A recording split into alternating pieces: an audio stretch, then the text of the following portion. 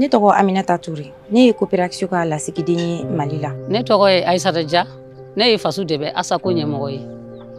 O ɲɛmɔgɔya ye Mamu Bali ka n jɔyɔrɔ fa du kɔnɔna na. Ne tɔgɔ Gawusu Jara. Ne ye maire ka 3e adjoint ye Jangiri de commune na. Ne tɔgɔ Kani Jombana ka bɔ Hangone Bamana. Ne ka baarada tun ye nɛgɛkɔrɔsigi ye. Ne tɔgɔ ko Jeri Sise. Ne ye madrasa karamɔgɔ ye Gerbine.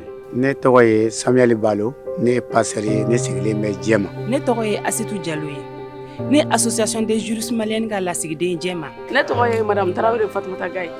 Ne ye sage-femme ye Jɛma dɔgɔtɔrɔso la. Ne tɔgɔ Cheikh Umar Kida. Baɲumankɛ min tɔgɔ Yamane Mali.